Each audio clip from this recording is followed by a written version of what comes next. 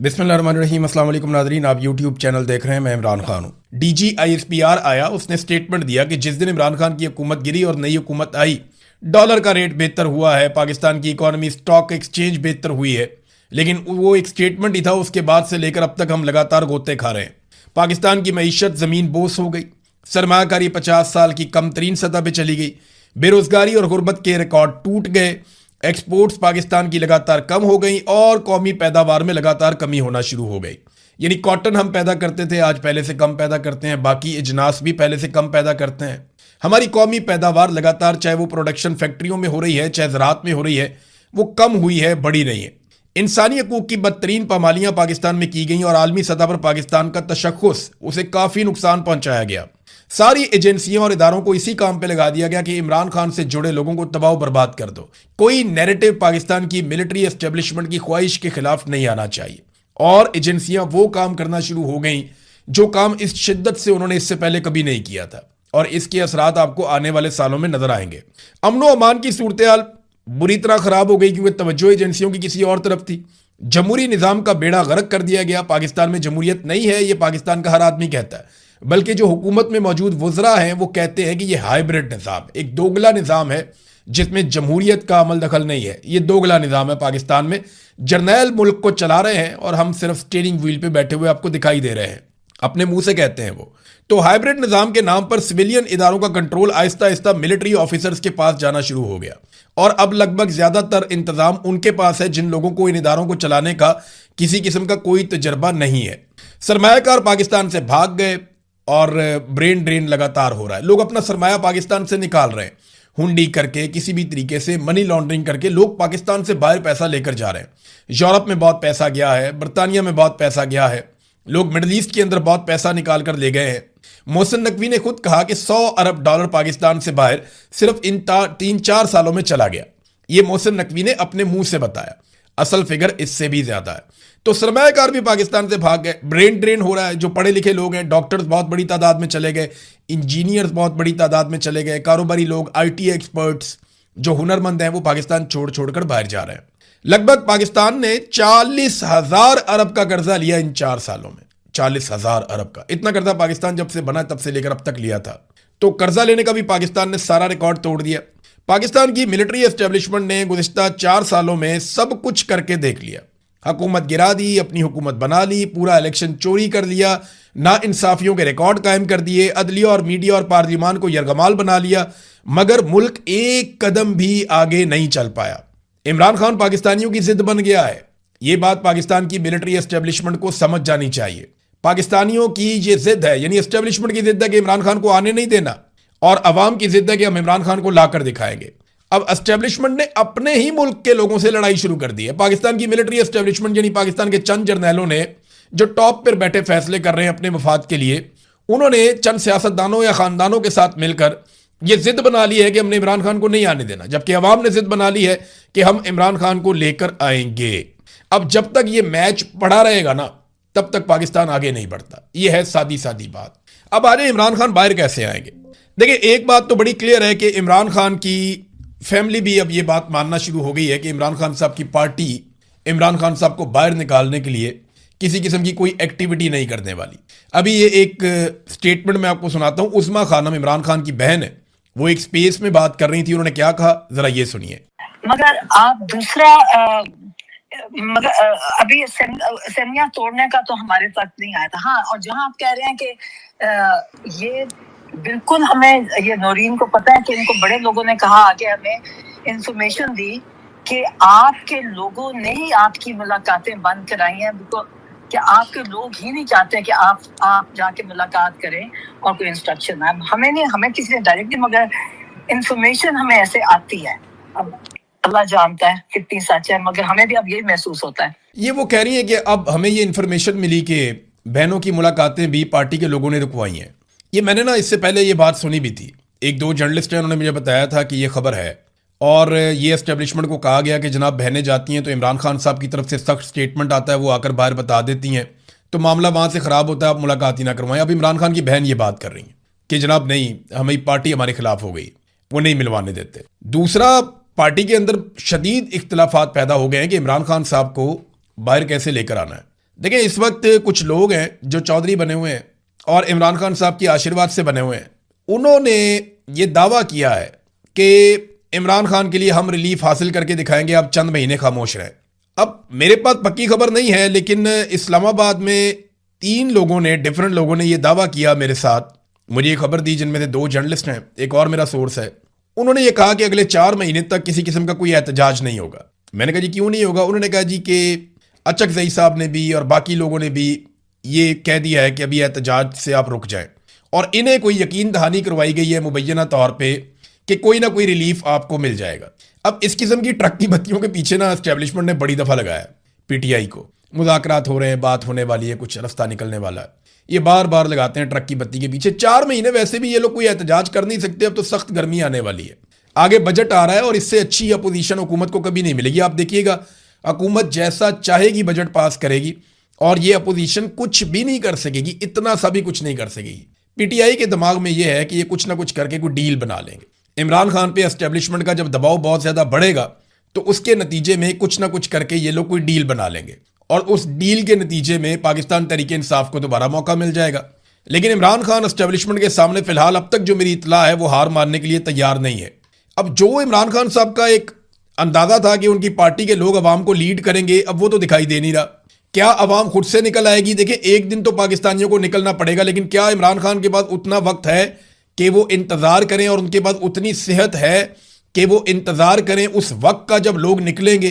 तो इमरान खान कोई 30 साल 40 साल का नौजवान नहीं है, गो कि वो एक फिट आदमी है, वो अपने आप को एक्सरसाइज से फिट रखते हैं, उन्होंने हमेशा अपना ख्याल रखा, लेकिन इसके बावजूद उन्हें गोलियां लग चुकी हैं, उनकी एक आंख तकरीबन ज़ाया हो चुकी है, लगातार कैद तन्हाई के अंदर उनको रखा जा रहा है। इसके असरात इंसान के बोलने पर, इंसान के सोचने पर पड़ते हैं। ये सारी चीज़ें जिनसे वो गुजर रहे हैं ये आसान नहीं है। और पाकिस्तान तहरीक इंसाफ के अंदर ऐसा लगता है किसी को इस बात की फिक्र ही नहीं है कि इमरान खान के साथ क्या हो रहा है।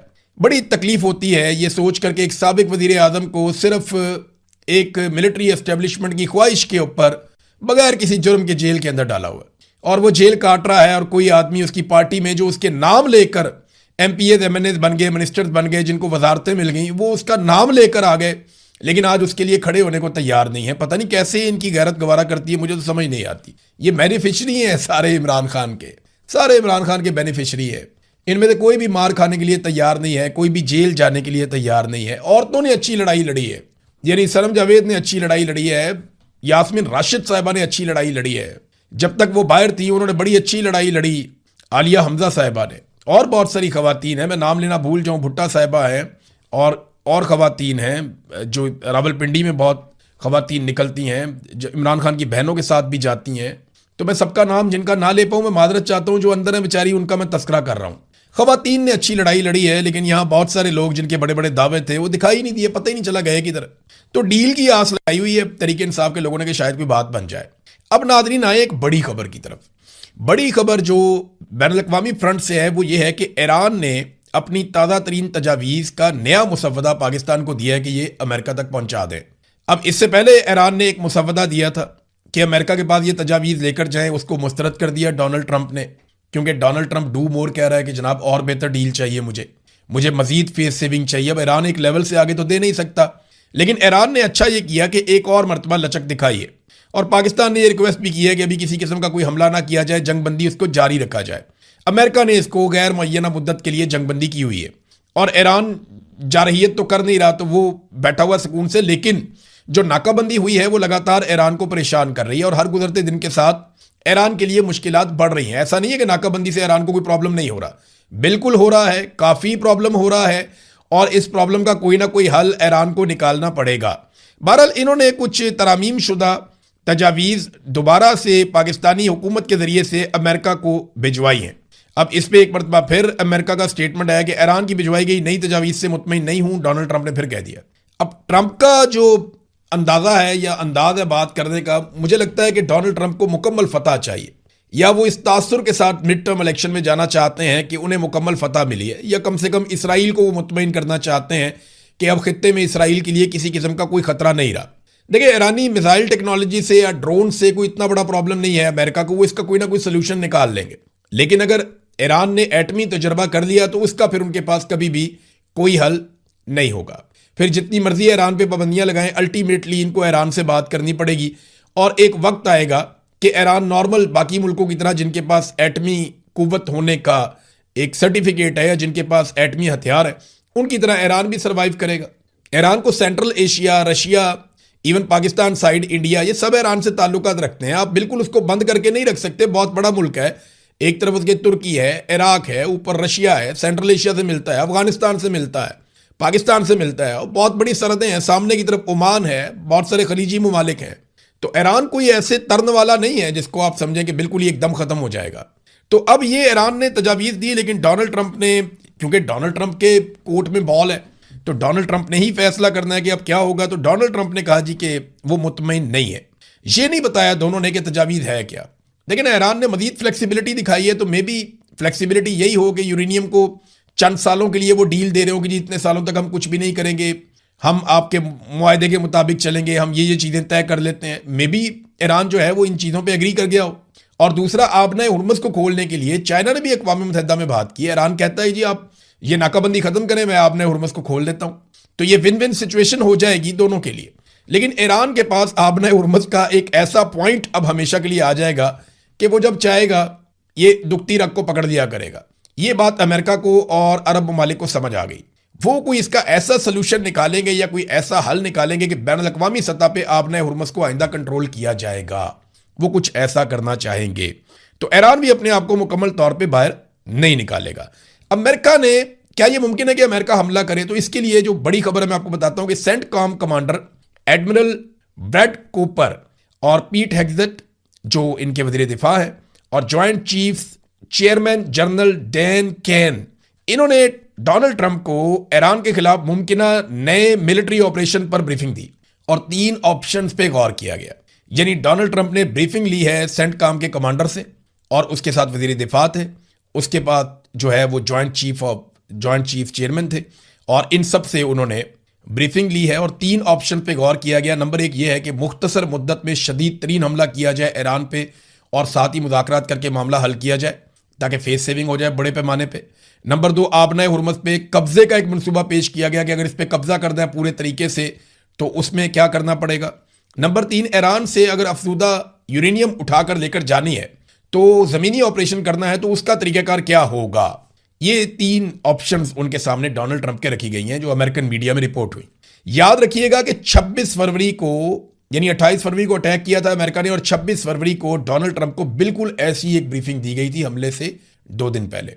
यानी पिछली मरतबा हमले से 2 दिन पहले बिल्कुल ऐसी ही ब्रीफिंग डोनाल्ड ट्रंप ने ली थी, और अब उसी नौइयत की ब्रीफिंग दोबारा डोनाल्ड ट्रंप ने ली है। तो क्या डोनाल्ड ट्रंप दोबारा हमला करने जा रहे हैं? देखिए, हमले की सूरत में अमेरिका को सबसे पहले अपने बहरी बेड़े पीछे हटाने पड़ेंगे।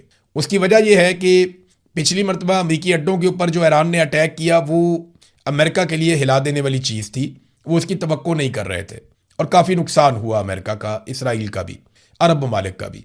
अब इस मरतबा ईरान ने अपने अहदाफ अलग अलग किस्म के बताए हुए हैं। ये जो बहरी बेड़े हैं ना अमेरिका के, ये बहुत कीमती हैं, अरबों डॉलर के हैं। तो अमेरिका नहीं चाहेगा कि ये समंदर की तह में चले जाए, लिहाजा वो इन बेड़ों को पहले पीछे हटाएगा और उस जगह पे लेकर जाएगा जहां से वो ईरान की रेंज से बाहर चले जाए। फिर वो अपनी जंगी हिकमत अमली के ऊपर अमल करेगा। ये बहुत लंबा चौड़ा प्रोसीजर है। जैसे ये लड़ाई होगी आप देखेंगे ये सारी चीज़ें इनको करनी पड़ेंगी। नाज़रीन, अमरीकी सदर को ना अगर वो कोई जंग शुरू कर दे तो 60 दिन के अंदर उसे कांग्रेस से मंजूरी लेनी होती है। इस हवाले से ये अमेरिका का आइन कहता है।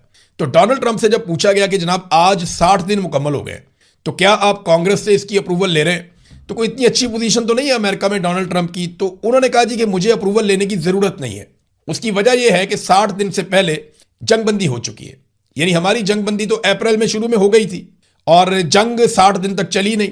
तो क्योंकि जंगबंदी हो गई है और उन्होंने एक लेटर भी लिख दिया डोनाल्ड ट्रंप ने कि अभी हमारी कोई जंग नहीं चल रही, लिहाजा उनके मुताबिक उन्हें कोई ज़रूरत नहीं है जंग की इजाज़त लेने की ईरान के साथ लड़ाई के हवाले से, क्योंकि जंगबंदी हो चुकी है 60 दिन से पहले। अब अगर दोबारा जंग शुरू होती है तो इसके लिए डोनाल्ड ट्रंप को फिर जो आईनी रुकावट है उसको अबूर करना पड़ेगा। IAEA के सरबराह हैं राफेल ग्रोसी, उन्होंने एक स्टेटमेंट दिया। ये वो एजेंसी है जो एटमी मवाद के हवाले से बैन अल-अक़वामी सतह पर निगरानी करती है। अब राफेल ग्रोसी जो इसके सरबराह है उन्होंने एक स्टेटमेंट दिया। उन्होंने कहा जी कि उनकी इतला के मुताबिक ये कवी इम्कान मौजूद है कि ईरान की जो अफजूदा शुदा यूरेनियम है, जो एनरिचमेंट हो चुकी है यूरेनियम की, जो तैयार है, जिससे एटम बम बन सकता है 2 हफ्तों के अंदर अंदर, वो जो यूरेनियम है वो अस्फहान में ही मौजूद है, जो जौहरी मरकज है वहां पे। ये दावा किया उन्होंने। अब अगर वो वहां मौजूद है तो अमेरिका वहां पे कैसे अटैक करेगा? याद रखिएगा, इससे पहले जो लड़ाई झगड़ा हुआ था बहुत बड़े पैमाने पे, वो इस्फहान में ही हुआ था। इंटरनेशनल फ्रंट पे एक और खबर है नाजरीन के गुज़िश्ता 4 सालों में जो तेल की कीमतें रही हैं बैन अल-अक़वामी सतह पे, आज 4 सालों का रिकॉर्ड टूट गया। तेल की कीमतें बुलंद तरीन सतह पर पहुंच गई हैं और डोनाल्ड ट्रंप के लिए ये काफ़ी सख्त है, क्योंकि बहुत सारे ऐसे ममालिक जो डोनाल्ड ट्रंप के इत्तेहादी हैं वो अब बराह रास्त मुतासर होना शुरू हो गए हैं। और कहीं ना कहीं वहाँ पे जो है निज़ाम ज़िंदगी तो मफलूज नहीं हुआ, लेकिन